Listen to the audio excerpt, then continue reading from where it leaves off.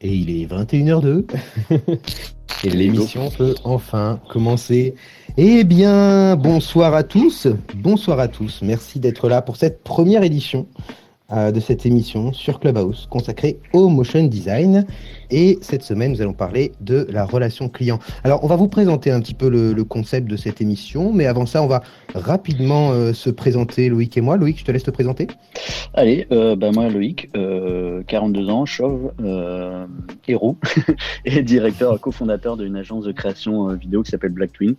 On fait du motion, de la vidéo réelle et aussi de la 3D. Voilà, j'ai d'autres casquettes, mais je suis surtout là sur cette casquette-là ce soir. Voilà, et tu seras mon co-animateur ce soir pour cette première Tout à fait. émission. Moi, de mon côté, description rapide. Je suis motion designer en freelance depuis maintenant 7 ans. Eh oui, ça vieillit. Voilà, je travaille principalement sur des projets, des fois corporate, des fois pour des clips en 2D ou en 3D. Voilà, j'aime bien un petit peu toucher à tout. Voilà, c'est concis et suffisant. Donc, voilà, on s'est présenté. Alors maintenant, on va commencer. Francis, je vous laisse vous présenter. Honneur à Francis. Merci. Moi, c'est Francis. Je suis motion designer depuis 10 ans à peu près, en freelance, puis petit studio, puis refreelance. Et en parallèle, j'organise des rencontres de motion designers quand les bars sont ouverts pour picoler et parler motion design et se faire des connaissances dans le milieu à la cool. Ça s'appelle la Motion Beer, motionbeer.com. Allez-y. On passe à... Oui, pardon. Oui, pardon.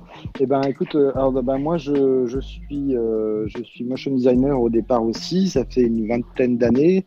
J'ai commencé en 2001, ouais, donc c'est pile 20 ans maintenant. J'ai fait surtout beaucoup de génériques de films pendant ces 20 années. Et puis j'ai monté une prod. Et puis j'ai aussi monté Motion Plus Design, qui est un festival de motion design mondial qui se passe à Paris, Tokyo et Los Angeles, et maintenant dans une dizaine d'autres villes dans le monde. Et voilà, donc ça, là, cette année c'est un petit peu compliqué forcément avec le Covid, mais ça marche plutôt pas mal. Et puis voilà, les génériques de films, j'en ai fait une quarantaine, voilà. Tu peux nous en dire quelques-uns justement pour situer un peu auprès des... Que vous pourriez situer. Ouais, alors en fait, c'est en France, par exemple, si vous avez vu 10%, c'est le genre de générique que j'ai tourné 10%. J'ai fait quoi en France, les génériques de La Belle et la Bête. Là, je bosse pour un truc Netflix. Qu'est-ce que j'ai pu faire The Strain pour Guillermo del Toro, Silent Hill pour Christophe Gans. Aussi des documentaires comme RBG qui sont sortis là l'année dernière. Voilà, enfin un petit peu de tout en France, j'en oublie pas mal, mais j'en ai pas fait beaucoup, plus à l'étranger qu'en France en fait. Et la prochaine, justement, tu parlais le festival numéro 1 de motion dans le monde. C'est quoi un peu l'actu dessus Écoute, l'actu, simplement, en fait, on a réussi l'année dernière quand même à en faire dans pas mal de villes. Enfin, en gros, on a eu beaucoup de chance. On a fait Los Angeles au début de l'année, juste avant le Covid. On a fait Paris entre deux lockdowns en septembre. On était entre les gouttes. On a réussi à faire Berlin, Berlin, Barcelone, Istanbul et Taipei aussi. On a réussi à faire en fin d'année. Et puis, on devait faire l'édition de Tokyo, mais là, c'était vraiment pas possible. Donc, on a fait une version en ligne en fait, qui est la première fois qu'on fait une version 100% en ligne et qui a vachement bien marché en fait. On est assez content. On a vendu des tickets dans 61 pays, donc on est super content que ça marche. En tout cas, voilà, on est vraiment à fond dans le motion depuis maintenant un peu plus de 5 ans, je crois. Ouais, c'est à peu près 5 ans. C'est cool. Ça fait un sacré parcours. Eh bien, c'est ça. Je pense qu'on est bon avec les présentations. Là, on est très content d'être avec vous ce soir. Voilà, des invités de qualité. Et on va pouvoir passer alors à la prochaine partie. Donc là, c'est un petit peu, je vais vous faire des souvenirs un petit peu comme au bac, d'accord, quand on vous donnait un sujet de philo impossible à traiter et qu'on vous donnait 4 heures. Sauf que là, vous aurez environ 5 minutes. Voilà, si je vous dis la relation client dans le motion design, ça vous fait penser à quoi en premier? Vas-y, Cook. En plaisantant, Bonne chance. on a parlé un petit peu déjà, mais ça évoque une certaine souffrance, hein, globalement. C'est-à-dire que c'est vrai qu'on a un peu de mal à se faire comprendre, je pense, dans ce milieu-là, parce qu'on parle déjà de quelque chose qui n'est pas nécessairement très défini, par nature. Hein. Le motion design, moi, j'ai même ce problème-là avec Motion Plus Design. Hein. Quand je parle du projet à des gens qui ne connaissent pas du tout ce qu'on fait, c'est toujours effectivement assez complexe pour eux de le concevoir, de le comprendre. Voilà, après, qu'est-ce que ça m'évoque? Ça m'évoque beaucoup de phases. Je pense que le seul chose que je pourrais conseiller, mais encore une fois, je suis pas loin d'être celui qui assure le plus avec ses clients, mais disons que, en tout cas, quand il s'agit vraiment de motion design ou de générique, le plus possible convenir d'étapes à l'avance avec son client. Je pense que c'est ça le meilleur conseil, si je peux en donner un. Et ensuite, des choses très basiques, mais on en parlait, mais d'être présent, d'être sérieux, d'être à l'heure, de jamais être en retard, des petites choses toutes bêtes, mais qui sont pas si évidentes pour pas mal des fois, en fait, pour pas mal de gens, en fait, ça paraît un peu bête, mais c'est assez important. Voilà. Quand tu parles d'étapes, justement, tu as une préco sur ça, enfin, t'as une expérience dessus. Tout dépend du projet, quoi. C'est vrai que c'est très très différent. Pour le coup, moi, les génériques, c'est vraiment, il y en a des fois, c'est en full 3D où je passe par une prod, des fois, c'est un truc que je tourne. Donc, c'est très très différent. En fait, quand c'est un tournage, tout simplement de storyboarder au maximum et de donner le plus de références possible. Et après, ouais, en termes d'étapes, ce que tu peux dire à ton client, c'est voilà comment ça va se passer et voilà combien de fois vous allez pouvoir revenir ou changer et à quelles étapes vous allez pouvoir le faire, mais pas après. Plutôt un bon exemple pour moi en fait de motion design pur, c'est quand j'avais bossé pour Ubisoft. J'avais réalisé des séquences, mais beaucoup, hein, genre 45 séquences pour eux, pour un jeu vidéo qui s'appelait Ghost Recon. Et là, en fait, c'était tellement de travail c'était une année de travail à peu près. Et donc, pour faire ça, forcément, j'ai dû être vraiment très très strict sur les étapes. Donc, les étapes, c'était, par exemple, au début, il y avait un script que eux avaient écrit, et donc il fallait simplement, moi, que j'ai les idées, que je leur pitch d'abord une première fois, mais déjà, c'était vachement important de le pitcher très tôt pour qu'ils puissent revenir vers les idées et me dire ce qu'ils aiment, ce qu'ils aiment pas. Et puis ensuite, évidemment, storyboard animé pour leur montrer très basiquement à quoi ça ressemblait. Et après, les étapes de validation, une scène normale. Mais en fait, c'était assez bien parce qu'au bout d'un moment, on arrivait vraiment à 4 étapes et pas plus. Et pour eux, c'était très, très simple, en fait. Je pense que... pardon. Non, mais j'allais te poser la question, justement, est-ce que c'est plus simple parce qu'en fait, on est sur du Ubisoft et que du coup, la relation client, elle est un peu privilégiée parce qu'on est dans un univers créa. C'est vrai. Et est-ce que ça fait pas partie aussi des raisons qui font que c'est plus facile et que pour toi, ça a été super cool, en fait? Oui, c'est vrai ce que tu dis. Ouais, c'est vrai. D'ailleurs, c'était un des clients, en effet, avec qui ça s'est mieux passé parce qu'ils étaient très, très préparés. Et puis très non, je disais oui, tu as absolument raison, Maxime. C'est vrai que Ubisoft, c'est un client privilégié pour cette raison parce que eux sont eux-mêmes dans des prods constamment où il y a des rendus, des phases, etc. Donc, ils sont très, très au fait et ils comprennent surtout, en fait, quand tu leur parles. Alors, c'est vrai que pour d'autres clients, c'est un peu compliqué parce qu'ils sont toujours dans une certaine urgence, que ce soit dans la pub, la télé ou autre. Et très souvent, c'est assez peu organisé, en tout cas. C'est-à-dire qu'ils veulent un truc tout de suite, ils veulent un forfait, ils veulent avoir le choix, ils veulent pouvoir changer d'avis. Enfin, voilà, vous comprenez très bien ce que je veux dire. Donc, là, c'est sûr que c'est toujours un petit peu plus compliqué. Après, moi, très sincèrement, je n'ai pas beaucoup de conseils à donner parce que ça se passe pas toujours forcément bien, d'ailleurs. Il y a des fois... en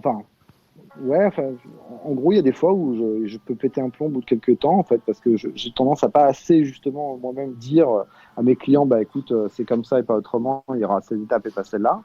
Donc, ça peut arriver qu'il y a un moment où moi, je dis non, en fait, ça suffit, quoi. Mais un peu bêtement et un peu en retard. Donc, je suis pas nécessairement très bon conseil, en fait, pour ça.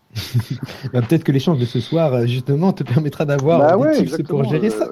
Je suis spectateur plus que speaker. Non, mais ça m'intéresse, c'est vrai, d'avoir les retours de tout le monde, parce que moi-même, je suis pas toujours très, très au fait. Toi, Francis, justement, c'est toi qui as dit premier la souffrance tout à l'heure, quand on parlait un peu en off, là, ensemble. Ouais. Souffrance, justement, par rapport à quoi? Enfin, t'as une anecdote ça en fait, parce que en fait, quand j'ai des mauvaises expériences, elles sont souvent reliées à la même chose, ce que disait Cook, donc sur la pédagogie avec le client et le fait qu'ils sont pas forcément conscients de nos enjeux et que c'est souvent très compliqué de leur expliquer et que ça le devient de plus en plus quand on est sur des prods où on a 1, 2 ou 3 échelons de validation entre nous et le client final C'est-à-dire une prod où tu as l'annonceur qui va mandater une boîte genre Publicis, qui va mandater une prod, qui va mandater un agent, qui va te mandater toi. Et du coup, toi, tu fais de la pédagogie avec l'échelon 1, mais la pédagogie, après, elle va moins bien passer à l'échelon 2 et ainsi de suite, quoi. Et je trouve que c'est un vrai problème dans notre métier. On a rarement, très très rarement accès aux clients, quoi. En tout cas, sur moi, les expériences que j'ai.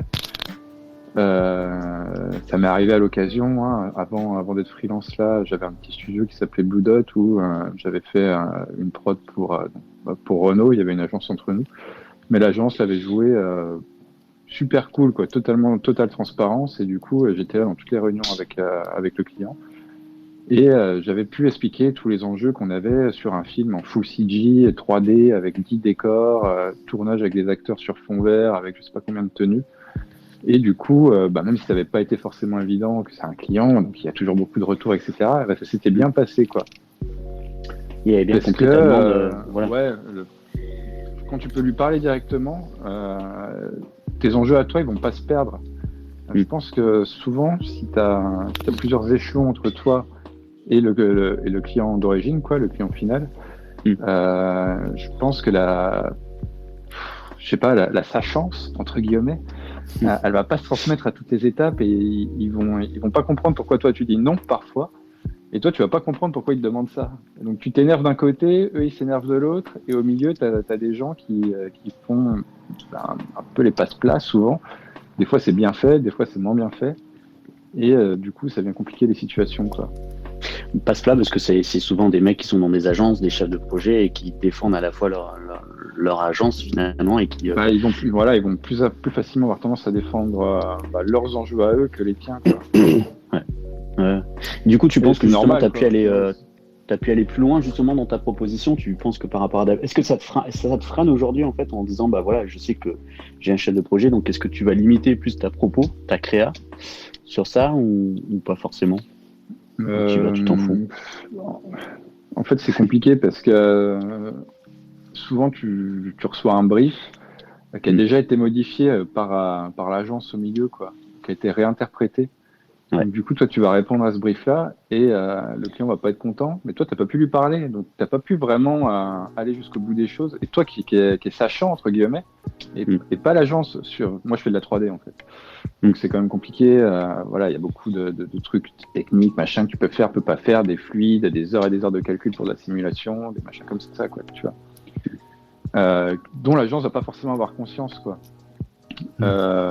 Et du coup, la complexité de ça, c'est que si tu peux avoir accès directement au client, je pense que tu peux cerner plus facilement ce que tu vas pouvoir lui proposer, et tu vas pouvoir plus facilement lui proposer mieux que ce que tu proposerais avec un ou deux échelons entre les deux, parce que tu prends moins de risques finalement, parce que tu as pu parler directement à la personne qui fait la demande à l'origine. Oui, en fait, il faut pouvoir faire de la pédagogie directement avec la bonne personne.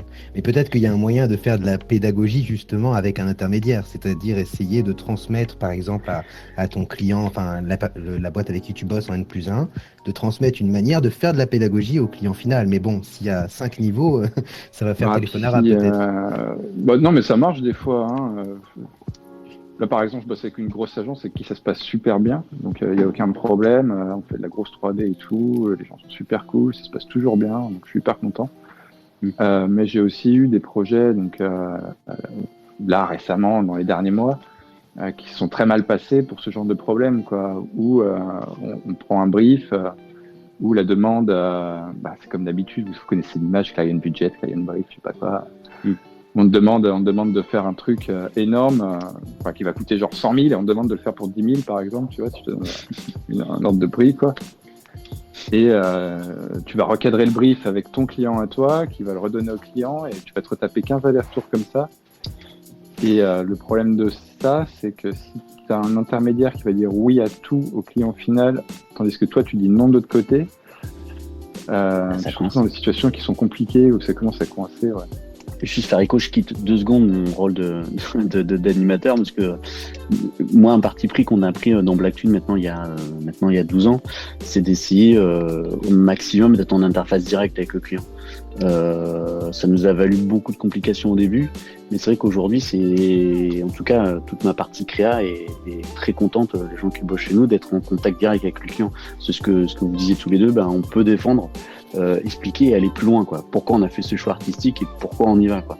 Et on rejoint ce qu'on disait tout à l'heure de la pédagogie, quoi. Enfin, c'est très complexe, mais au moins, t'as le temps de défendre ton beefsteak et de dire, ouais, mais attendez, on va plutôt aller là, parce que même, on parle des niveaux de lecture. Souvent, dans nos métiers, les clients, quand ils reçoivent un brief, nous, des fois, on passe par du storyboard écrit et non pas du storyboard, parce que le budget ne le permet pas de vraiment faire un vrai storyboard, donc on le fait par écrit.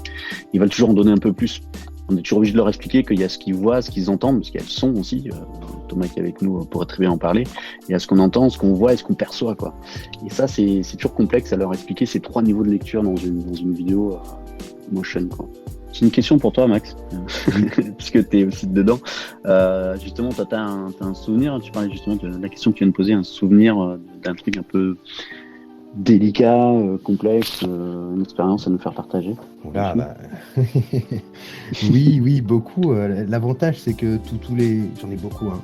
Toutes les fois où ça s'est mal passé avec un client, il y a à la fois énormément de diversité, donc énormément d'occasions d'apprendre à chaque fois. Enfin, c'est super important, c'est-à-dire que je pense que des relations clients qui se passent mal, ça doit arriver tout le temps. L'important, c'est de savoir en faire quelque chose. Et après, en même temps, il y a une certaine régularité, un point commun qui fait qu'on finit par avoir, enfin moi j'ai fini par avoir une sorte de vision fantôme un peu de ce qu'attend un client ou de ce qui peut amener globalement peut-être à une mauvaise relation client. Si je dois penser à un souvenir qui n'est pas le pire en fait, mais j'avais dû faire, donc là c'était en relation client direct, donc c'est-à-dire c'est un client qui ne connaît pas du tout le motion design. Et du coup, voilà, en général, maintenant, je travaille plutôt en B2B, c'est-à-dire directement avec des agences de motion ou des agences de production, et rarement directement avec le client.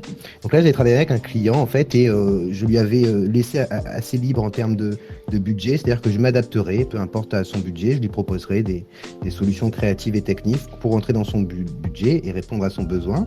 Et donc, lui-même m'avait donné une idée précise du budget, donc tout était booké, les freelances qui allaient travailler avec moi étaient bookés. Et au final, 2 jours avant, voilà, contrat annulé, bon, ce qui arrive, mais les gens sont déjà bookés, avec pour motif que c'est trop cher. Dans un cas où c'est lui-même qui a défini le prix de la vidéo.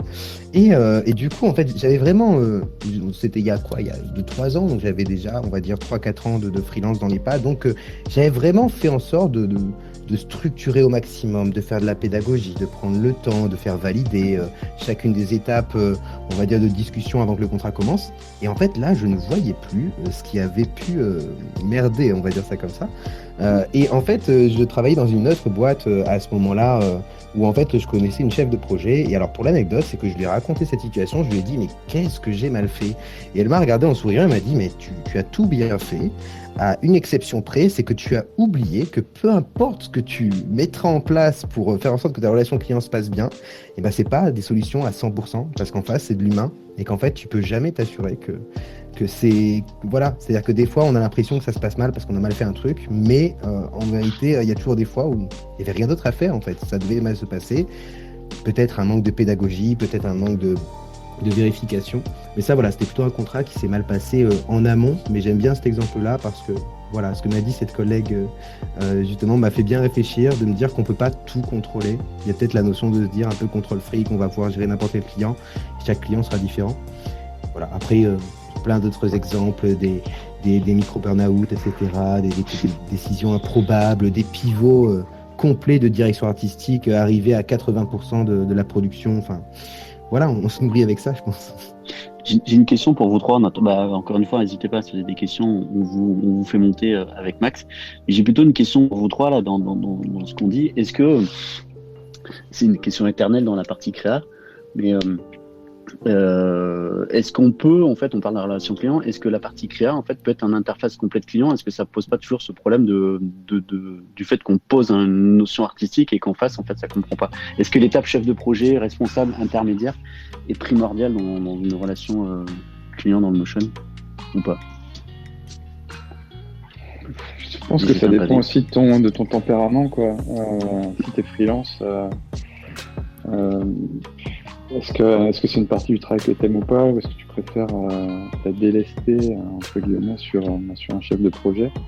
Moi, je sais que je préfère parler à mon client directement parce que c'est quand même beaucoup plus agréable déjà de parler à la personne pour qui tu travailles.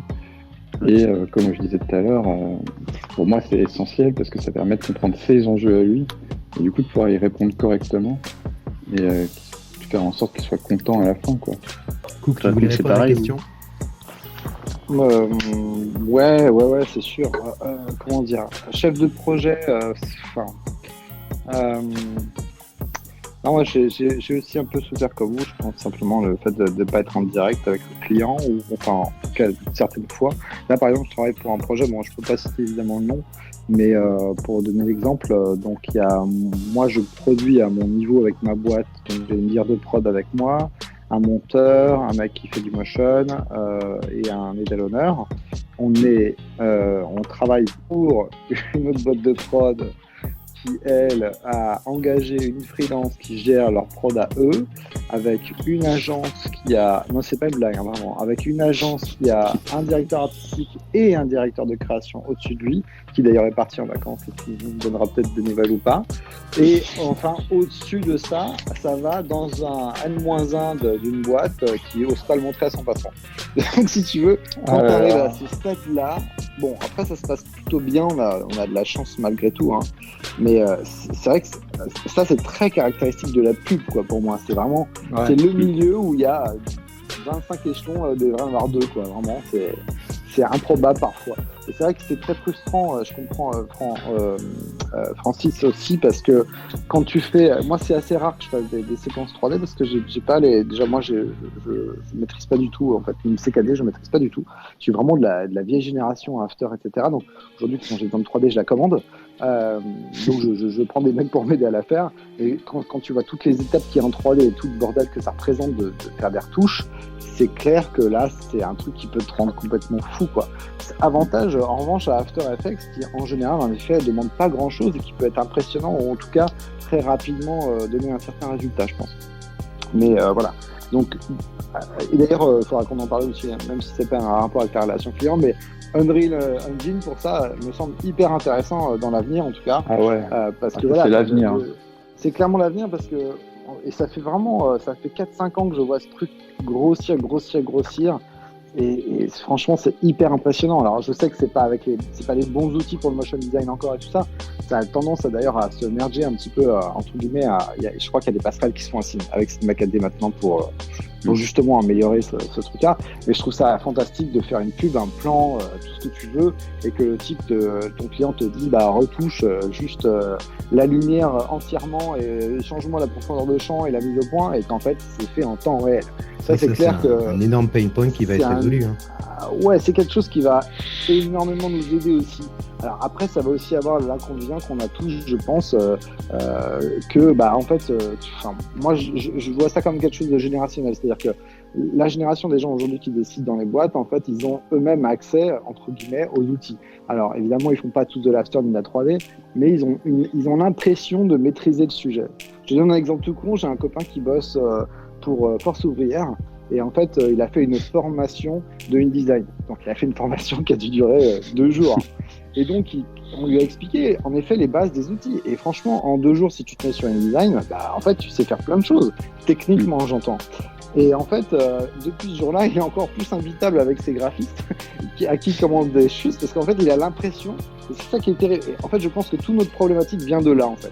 C'est-à-dire que l'outil permet en effet d'agir relativement vite techniquement, et donc la personne qui en est en plus consciente, parce qu'elle-même, elle a plus ou moins touché, ou elle a vu des gens cliquer sur 3 boutons pour faire des choses extraordinaires, elle a l'impression que c'est easy, en fait. Et elle comprend pas qu'il y a des tas d'étapes qui sont en effet conceptuelles et qui prennent énormément de temps, en fait. C'est-à-dire que quand on te dit change-moi la lumière, ça implique des tas de choses et pas seulement de prendre une ampoule et de la bouger virtuellement. Donc je pense que c'est grossièrement et donc la conclusion que je veux donner juste à ce raisonnement, c'est simplement que c'est vrai que d'éduquer son client, en fait, c'est une phase qui est très compliquée, parce qu'en plus, la plupart du temps, il croit lui-même savoir de quoi il parle, mais de lui expliquer, voilà, presque vraiment très didactiquement, voilà les étapes et voilà ce que ça demande, plutôt que de s'énerver. Et là, je parle pour moi, mais de s'énerver des fois en tant que putain, mais en fait, il a rien compris. En fait, c'est vrai que des fois, de lui dire, écoute, moi, je veux bien te changer ton image, mais ça implique ça et ça.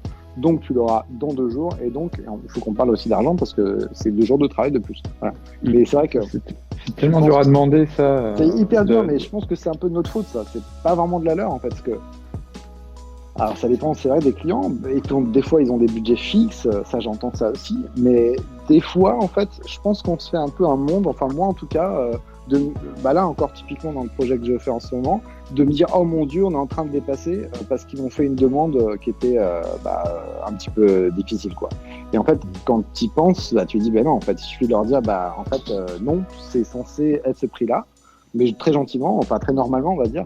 Et en fait, c'est étonnant de voir à quel point les gens sont prêts à payer. Et d'ailleurs, c'est la même chose pour nous. C'est-à-dire que nous, quand on engage des gens et qu'on les fait travailler, s'ils nous disent ouais, écoute, c'est un petit peu plus de travail, on va pas dire non, c'est pas plus de travail. En général, on va les comprendre parce que nous-mêmes, on est freelance, tu vois ce que je veux dire. Et je pense que ce truc-là, on le méprend sûrement un petit peu et qu'on a toujours l'impression que ça va être un gros conflit. Et quelque part, à force de croire que ça va être un conflit, on le crée un peu. Enfin, j'essaie de faire moi-même mon mea culpa, parce que bon. Après, est-ce qu'il n'y a pas une nuance? Est-ce qu'il n'y a pas une nuance? Parce que nous, comme tu dis, dans nos métiers, on sait l'impact du travail. On a, même si, comme tu disais tout à l'heure, même si c'est pas ton domaine, tu sais l'importance du truc. Dans une relation client, à un moment donné, le client ne sait pas non plus la quantité de travail. Donc c'est peut-être ça aussi qui biaise. C'est qu'on se dit, on va lui dire 4 jours, mais lui, il pense qu'on va l'arnaquer. Enfin, il y a toujours peut-être ce sentiment de connaissance que lui n'a pas en face et qui va peut-être biaiser la chose. Il y a aussi des conflits d'ego. On n'a pas encore parlé trop dans cette émission, mais forcément la relation client, c'est humain. Et donc on en arrive, moi je dis souvent qu'au bout de 5 ou 6 ans de freelance avec des clients ou à gérer des clients dans le motion design, tu peux facilement aller faire une VAE, une validation des acquis de l'expérience en psychologie ou dans le domaine des sciences humaines, parce qu'en fait tu dois gérer des égos. Moi, pour rebondir sur ce que tu disais, Cook, il y a une façon que j'ai trouvé on va dire, de négocier dans ce genre de changement pour éviter un petit peu le côté égo, parce que des fois le client peut être attaché à son idée, mais pas par des vecteurs logiques, par des vecteurs émotionnels, quoi. Ouais, et en gros, en général, je ne parle, c'est-à-dire que je fais en sorte que dans mon travail, le client ait l'impression que je n'impose rien artistiquement, parce que le client des fois peut se dire oui, mais en face on a des artistes qui veulent quelque chose, ils ne comprennent pas ma demande. Et du coup, en partant de ça, moi j'essaye souvent en fait, quand un client me demande un retour ou quelque chose comme ça, je me focus pas forcément sur le temps que ça prend, tout simplement parce que je pense que en fait l'argent n'est pas quelque part un problème. Voilà, je lui dis rapidement ça coûte tant, mais j'essaye surtout de négocier par rapport à son besoin de base. Et souvent, en fait, les clients vont demander des choses, et c'est là où la pédagogie est importante, qui en fait ne sont même pas rentables pour eux-mêmes. Je vous donne un exemple, celui que je connais le plus, les clients qui veulent une vidéo de motion design pour présenter leur application, peu importe l'usage. Combien de clients me demandent dans leur brief d'avoir à un moment donné un personnage qui marche avec le téléphone? Personnage animé qui marche sur After Effects, c'est chronophage. Et surtout, qu'est-ce que ça va apporter au produit, c'est-à-dire au motion design? Est-ce que ça va aider à vendre? Et en général, non. Et du coup, plutôt que de lui dire les personnages, c'est compliqué, ça coûte cher, je lui dis surtout, oui, c'est chronophage, mais on essaye de faire en sorte que votre argent soit le plus rentable possible pour vous, celui que vous investissez. Et du coup, j'ai remarqué que ça marche mieux de parler en fait en se basant sur les besoins du client profond. Et souvent, en plus, les besoins du client sont pas, ils sont pas évidents. C'est-à-dire qu'en fait, le client peut arriver, voilà quel est mon besoin, mais c'est la conclusion qu'il a tirée lui-même de son besoin profond. Et souvent, d'essayer, je sais pas si c'est très clair ce que je raconte, j'ai l'impression de partir un petit peu dans des sphères. Voilà. Mais souvent, je trouve que c'est intéressant d'essayer de trouver, ok, est-ce qu'il n'y a pas un besoin plus profond que ça? Et j'ai remarqué que quand j'arrive à le trouver ou à mettre le doigt dessus, il y a un sourire qui apparaît sur le visage du client en mode, vous avez compris ce que je veux. Et à ce moment-là, tout ce qu'on va pouvoir conseiller comme modification technique ou artistique, je trouve que ça passe mieux. Il y a plus d'échanges, voilà. Moi, en tout cas, je te rejoins sur le côté égo, c'est-à-dire que égo. Oui, égo. Et en fait, j'allais te dire j'ai surtout ce côté-là, moi, sur le côté des réalisateurs, mais des réalisateurs de films pour lesquels j'ai fait des génériques. C'est-à-dire qu'en fait, c'est pas vraiment le mot égo pour moi, mais c'est intéressant de voir qu'en effet, ils ont un attachement qui est énorme. Alors, c'est vrai que là, je m'éloigne quand même pas mal, c'est un cas très particulier, mais c'est quand même des gens qui donnent plusieurs années de leur vie à un film. Donc, quand tu leur dis tout d'un coup, quand toi, tu arrives avec tes belles idées, il y a un mec qui te regarde vachement méfiant. Et donc là, en effet, il y a un truc de psychologie qui est hyper important. et qui est un peu ce que tu décrivais déjà, je sais plus qui le disait tout à l'heure, je pense Francis, je sais plus, mais qui parlait de ça en disant bah en fait ouais il faut être super psychologue en fait, c'est-à-dire bah ouais c'est un truc complètement enfin voilà, il faut s'adapter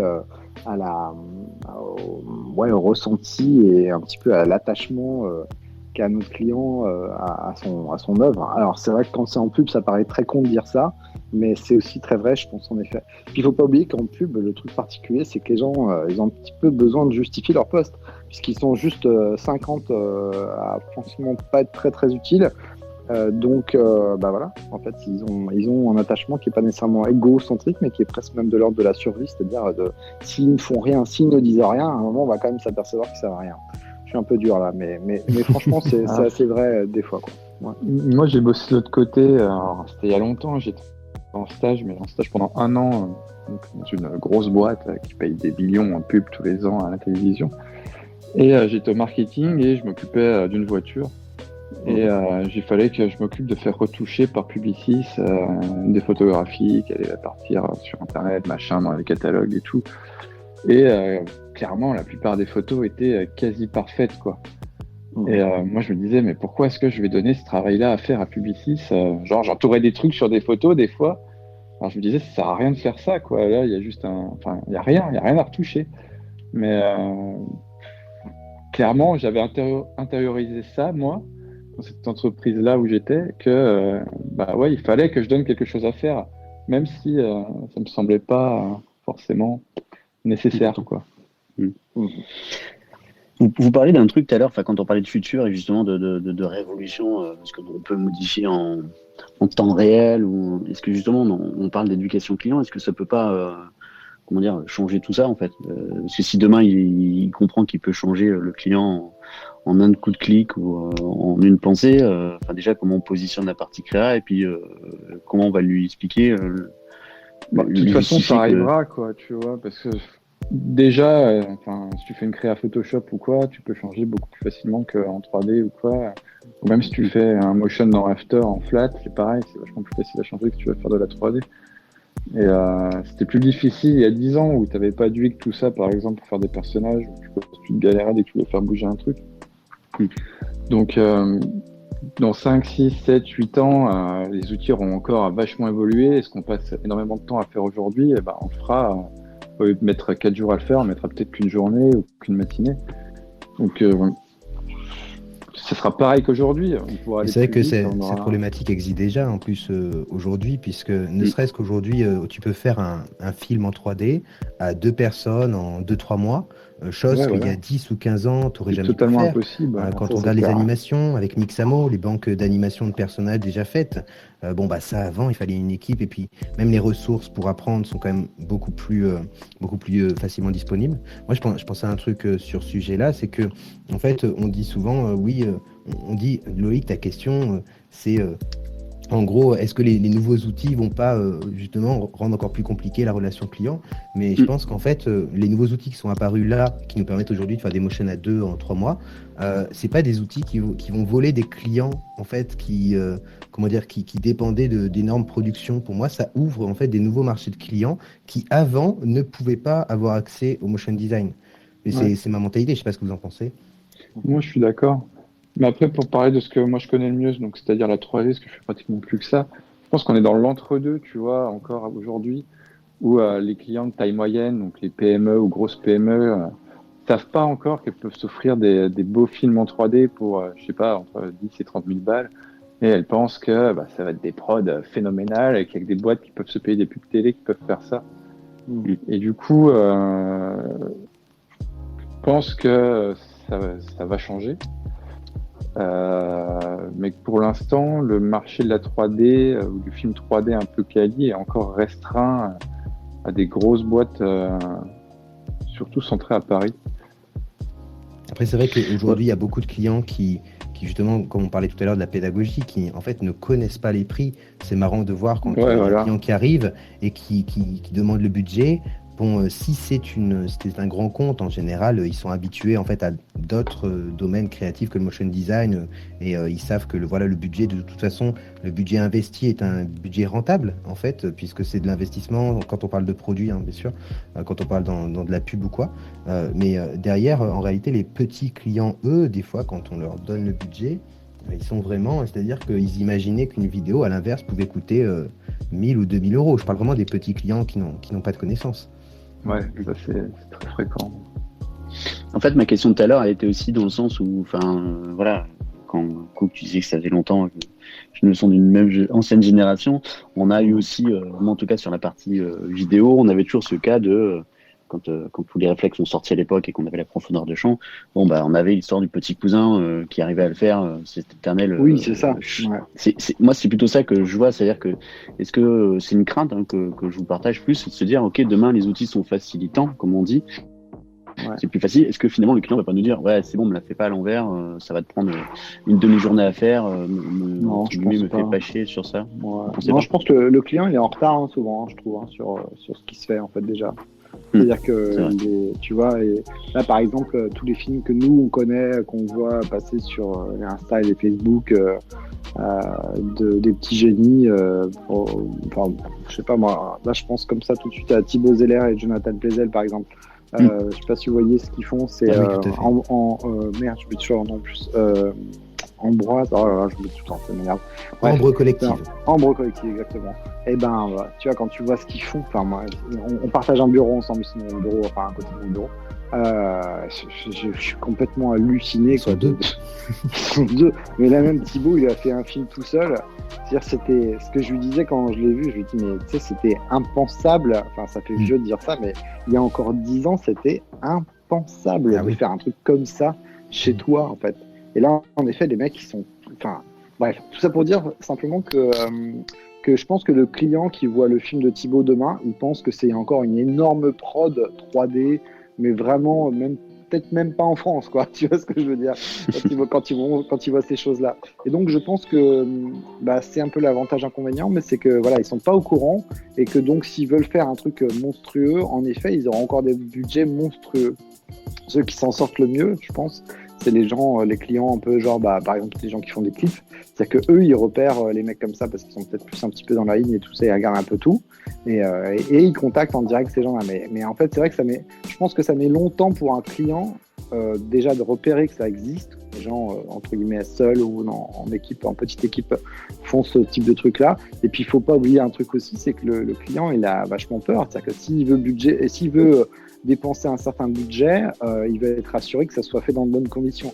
D'aller voir un mec tout seul qui fait de la 3D, c'est quand même très angoissant pour un client. Faut pas oublier ça. Oui, il n'y a pas de garantie, il n'y a pas une boîte derrière, il n'y a pas un nom de plusieurs années. Alors il faut vraiment que ce soit, je pense, un artiste. Tu vois, un nom d'artiste, c'est-à-dire un artiste très reconnu pour vraiment sa patte unique. Je prends par exemple à Extraweg.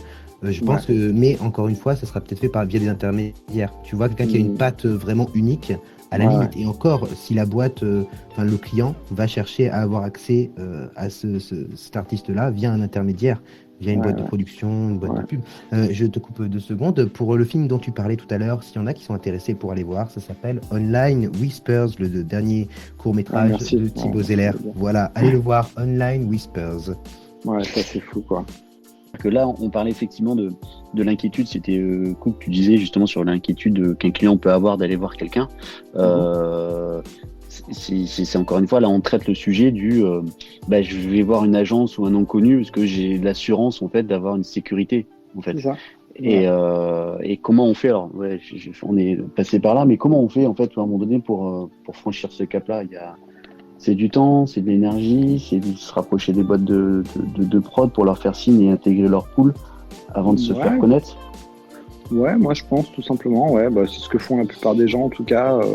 Après moi, ce que je conseille dans ces cas-là, c'est d'être un petit peu hors réseaux sociaux. C'est-à-dire que je trouve que les réseaux, évidemment c'est une super fenêtre, mais il faut jamais oublier que c'est une fenêtre sur ses potes, quoi. C'est-à-dire que c'est une fenêtre sur finalement 99% de gens à peu près comme toi qui veulent avoir de la reconnaissance, qui en ont en plus de gens comme eux, parce qu'en plus, il y a plein de gens qui ont vachement de talent. Mais je trouve que ça peut paraître pour moi, en fait, c'est un peu un défaut de génération, je pense, de cette génération qui est arrivée complètement avec les réseaux sociaux, là, qui a entre 20 et 25 ans aujourd'hui, qui ne jure que par ça, et je les comprends. Mais en fait, des fois, moi, quand je communique avec eux, je leur dis, tu sais, moi, j'ai pas de site, enfin, j'ai rien et tout machin. Bon, c'est pas forcément très grave, en fait, pour avoir du boulot et des bons boulots, en fait, parce que moi, je suis content d'avoir eu la chance de bosser avec des très bons réals et tout ça dans notre truc. Pourquoi j'ai bossé avec eux? Pas parce que j'avais un Facebook ou un Insta ou je ne sais quel Snapchat, parce qu'en fait, je suis allé les voir, en fait. Et c'est ce que je leur dis souvent, c'est que mon conseil, entre guillemets, c'est juste, voilà, quoi. Essaye, toi, d'identifier plutôt avec qui tu as envie de travailler, avec qui tu rêves de travailler. Et va voir ces personnes. Ça peut être une prod, ça peut être un client, ça peut, je sais pas, si tu as Nike depuis que tu es petit et que tu as envie de bosser pour Nike, à la rigueur, va frapper la porte de Nike, envoie un mail, trouve qui est le directeur de je sais pas quoi, du marketing ou oui, de la com être de Nike. toujours plus humain, quoi.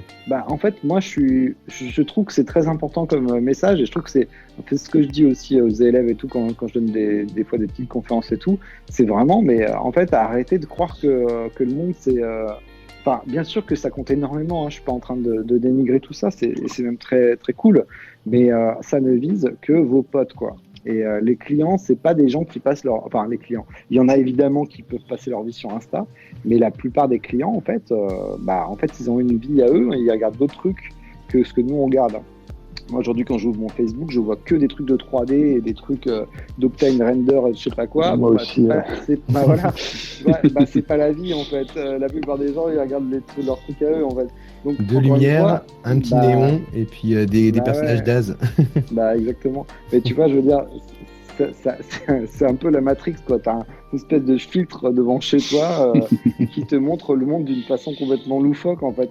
En réalité, si t'as envie de bosser, si t'as envie de bosser dans telle agence, appelle l'agence, appelle-les, des fois, tu vois, repère le nom du directeur de créa, dis-lui, putain, moi j'ai adoré ce que vous avez fait, franchement, on peut se rencontrer dans un café. Je trouve que ça a 1000 fois plus de puissance, souvent, en fait, que de se triturer le ventre à se dire, mais est-ce que je vais être reconnu? Très franchement, tu peux avoir 99 000 likes. Bon, le lendemain, il y a un truc en freelance aussi. Alors peut-être que Francis, tu vas me rejoindre, mais moi je vois beaucoup. J'ai eu des amis qui se lançaient en freelance, qui cherchaient des contrats, etc. Et je pense que c'est sûrement plus en freelance, mais il y avait une tendance à ce que les freelances, quand ils débutent et qui sont un peu juniors, en fait, ils vont chercher des contrats. Et donc, ils envoient des mails. Moi, je l'ai fait au début aussi. J'ai eu peu de réponses. Je suis à la recherche de contrats. Et bon, je l'avais fait à l'époque. Je crois que j'avais envoyé 500 mails en une semaine. J'avais même pas un an de freelance. J'ai eu 2 réponses. Et en fait, c'est normal, tout simplement parce que, en fait, ce qui devrait nous motiver, finalement, c'est pas de trouver des contrats, mais de faire des rencontres et d'apprendre. Et au final, quand on se met plutôt dans cette idée-là et qu'on contacte, par exemple, des boîtes, mais qui nous plaisent vraiment, avec une vraie curiosité, en fait, quand une boîte reçoit, par exemple, une demande comme ça, je cherche des contrats freelance, déjà, il y a 9 chances sur 10 dans l'année, au moment où elle le reçoit, qu'elle n'ait pas besoin de freelance. Et donc, c'est quoi la réponse? Si, par hasard, au moment où vous écrivez, le client a un besoin de freelance, bon, déjà, il a son réseau, d'accord? Mais 9 fois sur 10, il va juste dire non, parce qu'en fait, c'est les 2 seuls outputs possibles à cette question. Est-ce que vous avez des contrats? Alors que si on demande, en fait, à une boîte qu'on aime vraiment, écoutez, j'adore ce que vous faites, ça fait un moment que je vous suis, venez, j'aimerais bien vous rencontrer, on se boit un café. Un café, hein, c'est vraiment ça, quoi. Quelle boîte a envie de dire non? Sachant qu'en plus, moi, je l'ai vécu à petite échelle, mais quand on cherche un freelance, en général, on ne le trouve pas. Quand on en a besoin d'un, c'est très, très dur, parce que souvent, les deadlines sont très courtes, on n'a que 2 ou 3 semaines pour faire le truc, donc il faut trouver quelqu'un de bon et dispo, ce qui est un petit peu opposé.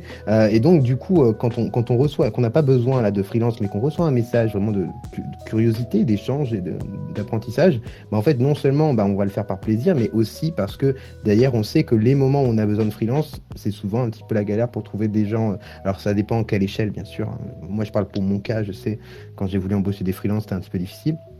Mais c'est vrai que le côté humain, c'est super important. C'est ça, il faut être dans l'inconscient de la personne, en fait. C'est-à-dire que comme on est tous en train de travailler sur des métiers créatifs, et en fait, pourquoi on va sur telle piste ou quoi, c'est parce que c'est dans notre inconscient, parce qu'on a vu une série il y a 2 mois qui pop dans l'arrière de notre cerveau sur ça. Et c'est vrai que le free, c'est la même chose. Le mec, tu vas plus facilement te souvenir que t'as croisé, je fais un peu de pub pour Francis, un mec à la Motion Beer la semaine d'avant, qui t'a bu une binouse t'amuses avec et tu dis putain en fait c'était pas mal ce qu'il m'a montré, que effectivement de se dire ok attends, je vais en chercher un quoi. Exactement, chercher un. De toute façon, de relation client, pour moi, c'est quand même un synonyme de humain. Et avant tout, on a affaire à des gens, quoi. Donc, personne ne veut bosser avec des cons. Tout le monde veut bosser avec des gens sympas, quoi. Ça doit exister des gens qui veulent bosser avec des cons. Tu vois, si On fera peut-être t'as une bonne relation avec petit- quelqu'un, tu vas travailler, quoi. Donc moi, je rejoins Maxime là-dessus. C'est ce que je fais aussi en général quand je change des clients. C'est que je leur envoie pas un truc en disant hey, regardez la vente des mois, elle est trop cool, donnez-moi du travail. D'ailleurs, ce que je conseille souvent aux gens, c'est de chercher des clients quand ils en ont pas besoin. C'est-à-dire que vous êtes en train de faut faire un jamais contrat, s'arrêter. Ouais. parce que en fait, ça change vraiment la mentalité. Vous avez des contrats en ce moment, c'est bon. Bah, c'est maintenant qu'il faut aller rencontrer. Et c'est pas chercher des clients d'ailleurs, c'est rencontrer. Échanger, apprendre. Parce que C'est quand ça, on n'a ouais. pas de contrat et qu'on en cherche, même si on est vraiment curieux, va quand même y avoir, je pense, pour certaines personnes, un petit reste au fond, peut-être de stress, ou voilà, il y a ce besoin à remplir. Il faut trouver. Après, c'est des petites attentions, tu vois, t'envoies une lettre, t'envoies un petit mail, t'envoies un texto de temps en temps, ou pour Noël, ou le Nouvel An, le truc classique que tout le monde fait, quoi, tu vois, mais mine de rien, ça peut être important. Donc cette année, par exemple, je l'ai fait, j'ai envoyé des cartes personnalisées à tous mes clients, où j'ai fait une créa, tous ceux, ouais, j'en ai fait une dizaine, quoi, tu vois, où j'ai fait des créas personnalisées pour chacun des 10 clients à qui je voulais envoyer ça, avec un petit mot écrit à la main derrière, imprimé sur un beau truc bien épais. Et c'est des choses dont les gens se souviennent parce que t'as pensé à eux, t'as fait un truc personnalisé rien que pour eux, c'est pas générique. Et peut-être que c'est pas quelqu'un qui te redonnera du travail avant 6, 7, 8 mois ou un an, mais ils se souviendront de toi comme ça, ils se souviendront de toi en positif, je pense. De toute façon, le réseau, c'est. Plus que si tu es là en vrai. mode raccro, ouais, s'il te plaît, je suis en galère, donne-moi du travail. Eh oui. Mais de toute façon, comme je disais, le réseau, c'est des graines. On les plante, on sait jamais quand elles vont pousser, mais elles peuvent pousser n'importe quand. J'ai une petite anecdote là-dessus. J'avais rencontré le storyboarder de Gladiator qui m'avait expliqué comment il avait pu travailler sur Gladiator. Et en gros, il avait rencontré Ridley Scott dans un apéro en 1982. Et il avait donné son portfolio à ce moment-là. Il avait juste passé un petit moment avec lui. Et donc, c'était 16 ans plus tard. Ridley Scott recherchait des storyboarders. Et il a été pris parce qu'en fait, il s'était rencontré pour boire un verre 16 ans plus tôt. Voilà, comme quoi, en fait, le réseau, on sait jamais en fait quand est-ce que ça pousse. C'est pour ça ce que tu fais, Francis, par exemple. Ça crée du lien. C'est pas quelque chose d'intéressé juste sur le factuel, l'argent, les contrats. C'est du vrai lien qui est créé. Et ça peut, en fait, D'ailleurs, je préfère parler de collaboration que de travail, d'ailleurs, parce que je trouve que c'est un mot qui marche mieux. Moi, quand je travaille avec des gens, ou avec des boîtes, pour moi, c'est une collaboration, tu vois. On va s'éclater ensemble, et en plus, on va générer de la valeur. Et puis moi, c'est je important fonctionne de vachement à l'affect aussi, donc c'est peut-être un peu une erreur aussi, c'est peut-être pas assez professionnel, mais j'aime vraiment avoir une bonne relation avec mes clients, où je suis toujours un peu à la limite entre la clientèle et le truc un peu plus personnel, quoi. D'ailleurs, est-ce que vous adoptez dans leur relation client un caractère, est-ce que vous êtes vous-même ou est-ce que vous adaptez un petit peu votre image ou ce que vous êtes pour le client? Ça dépend. Voilà, ce sera ma réponse. Ça dépend à qui t'as affaire, à quel moment de la relation, etc. quoi. Ouais, c'est ça. Ouais, en tout cas, dans certains milieux, encore une fois, pub, télé, je m'adapte beaucoup plus. Je me change vraiment dans ma relation est beaucoup plus en gros, globalement, j'aurais tendance à vouloir être très rassurant dans ces milieux-là et beaucoup plus, donner l'impression que je suis plus sûr de moi. Alors que dans tout ce qui est cinéma, tout ça. Je suis très sincère, quoi. Je dis je doute, je joue pas, quoi. Mais par contre, j'ai remarqué qu'en tout cas en pub et en télé c'est un peu comme quand il faut faire de la réal, en fait. Tu peux pas vraiment te la jouer super humble quand tu fais de la réal, quand tu tournes quelque chose, par exemple. Tu peux pas être là, tu peux pas trop montrer tes doutes. T'as pas vraiment le droit de le faire. T'as le droit d'en avoir, mais de les montrer, c'est quand même un problème, parce qu'il y a beaucoup de gens qui comptent sur toi pour avoir une vision claire. Alors que quand c'est un générique, je me sens beaucoup plus dans l'intimité de la relation avec un réalisateur, une réalisatrice, et d'essayer de vraiment trouver une solution ensemble, vraiment dans le respect de l'un de l'autre, quoi. Mais c'est pas du tout le même sentiment, en tout cas. J'ai proposé un sondage, tu sais, donc sur la page je suis motion designer là sur Facebook, où il y avait une question sur qu'est-ce qui vous fait le plus peur pour l'avenir dans le motion design. Et la réponse numéro 1 ou 2, je sais plus, faudrait regarder, c'était le manque de reconnaissance du métier. Et du coup, je pense que c'est aussi un vrai problème dans la relation qu'on a avec nos clients. On est trop souvent pris pour des pousseurs de boutons. C'est clair. Et pas du tout pour le rôle de conseiller qu'on pourrait avoir dans l'image, parce que finalement, c'est notre métier, quoi. Ouais, sincèrement, un manque d'éducation. Mais enfin bon, on peut pas non plus continuer à en vouloir. Ce qu'on a essayé de faire un petit peu avec Motion, Francis, c'est ça en fait, tu vois, c'était d'ouvrir. Ouais. On n'y arrive pas encore assez parce qu'en fait, on est encore très très tourné vers notre milieu à nous. Donc on a encore ce défaut-là. Mais on essaie de faire au mieux, tu vois, justement pour qu'il y ait des gens, des directeurs artistiques de pub, d'autres milieux entre guillemets que celui strictement du motion à venir.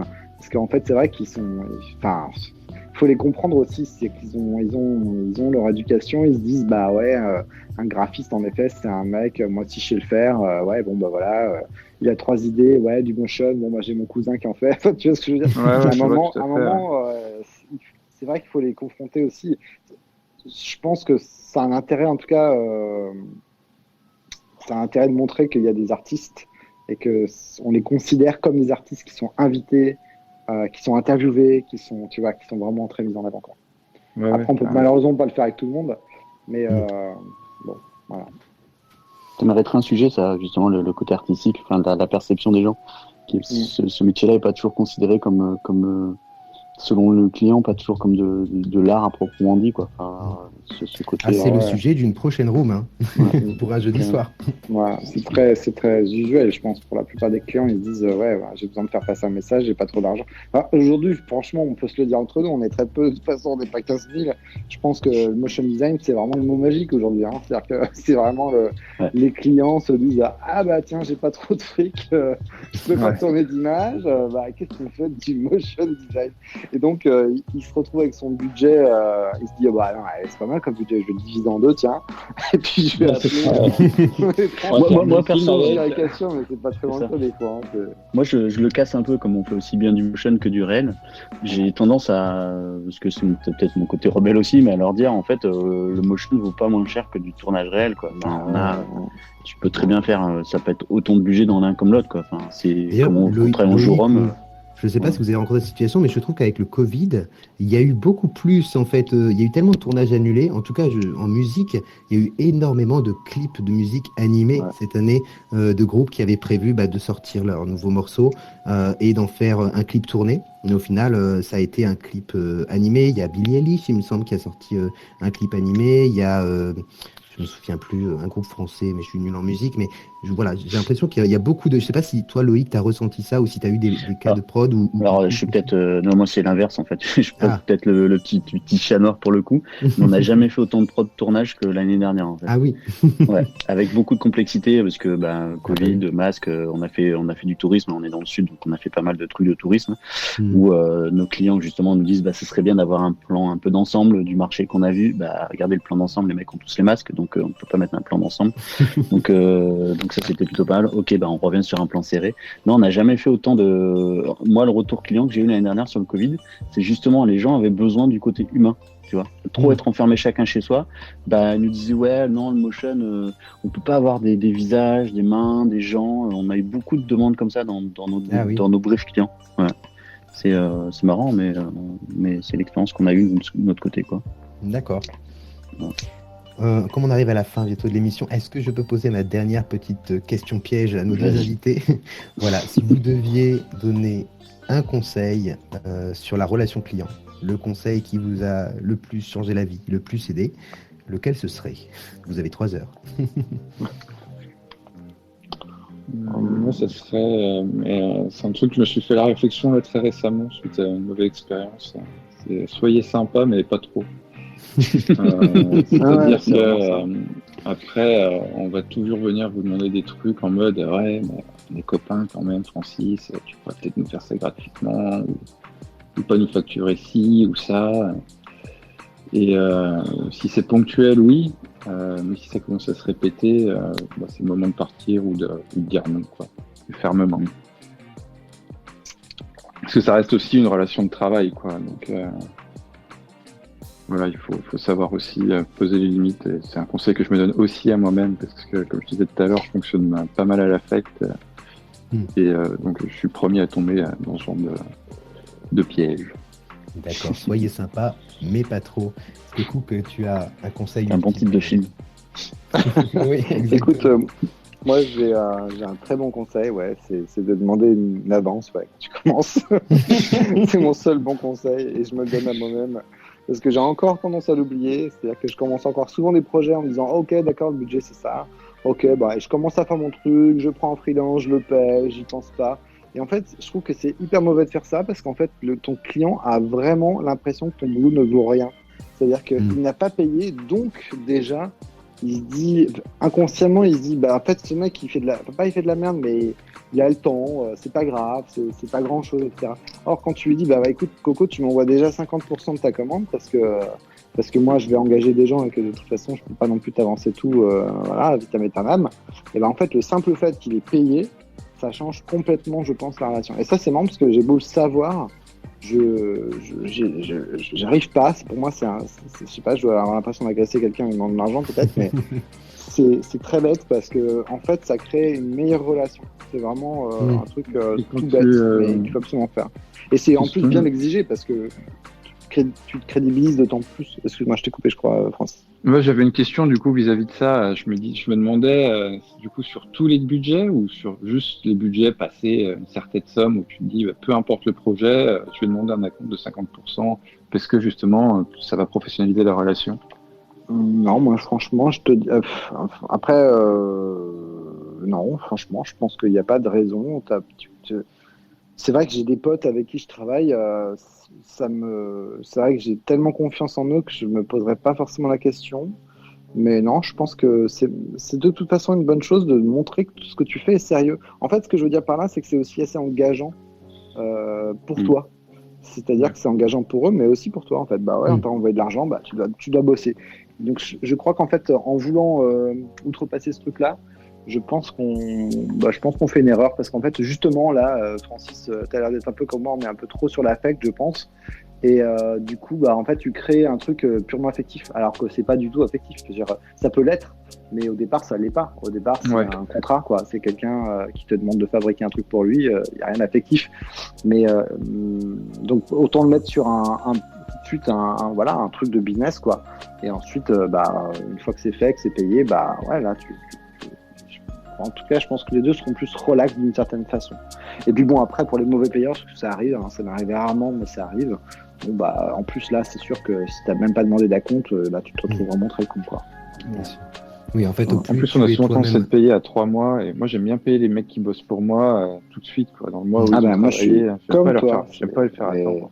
Et parce que tu es un freelance, tu l'as vraiment dans l'âme et en fait tu sais ce que c'est que d'être freelance et que t'as pas envie de le faire payer à tout le monde comme nous on peut nous le faire payer. Et c'est d'autant plus d'ailleurs pour ça que demander 50% pour moi, je demande même plus 30, je demande 50 aujourd'hui. Je me dis mais y a pas de raison que je demande 30 en fait. Tu vois, genre, moi je vais quasiment passer un temps fou, j'engage des gens.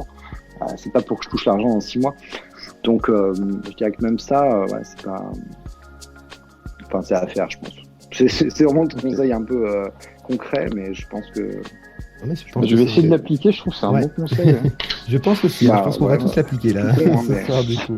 Après, comme tu disais, Cook, il y a la différence entre connaître et comprendre le conseil et l'assimiler, tu vois. Des fois, il y a des choses que tu sais que tu vas répéter aux autres pour qu'ils fassent pas l'erreur. Les cordonniers m'ont bien chaussé. Exactement. C'est vrai en plus, moi, je te dis, je peux te dire ça, et puis voilà, je te dis pas envoyer. Là, je bosse pour un truc pour Netflix, là. J'ai envoyé seulement aujourd'hui la demande d'acompte, quoi. Ah, bah tu vois. Ça fait 6 mois, t'imagines le truc. Donc c'est vraiment que je suis complètement à la ramasse, quoi. Et oui, non, mais c'est un bon conseil. Hein. Et je pense qu'au plus on est nous-mêmes à l'aise avec l'argent, au plus le client l'est, et du coup on peut passer à autre chose rapidement plutôt que d'éviter le problème. Surtout c'est sain parce que tu crées une relation de client, tu crées pas une relation amicale. Ça peut devenir une relation amicale évidemment, mais en fait l'argent c'est important. Enfin, c'est ce qui te permet quand même de survivre. Donc Si l'autre est pas prêt à payer, je dirais à la rigueur, justement, c'est aussi un très bon signe, surtout si tu as un client que tu connais pas. S'il n'est pas prêt déjà à te payer à l'avance, bah, il n'est pas prêt à te payer tout court, quoi. Je vois pas pourquoi il te C'est un mauvais Parce que, je veux signe. dire, d'un côté, s'il regarde ce que tu fais, qu'il voit que tu as de l'expérience, moi, je sais pas, toi, si demain, si tu vas acheter un truc, déjà, tu le reçois tout de suite, mais tu payes, quoi, en fait. Tu payes, et puis surtout, tu faut pas oublier un truc, ça, c'est plus par rapport au tarif et au montant qu'on peut facturer, mais les gens, ils sont rassurés de bien payer, en fait. Hein.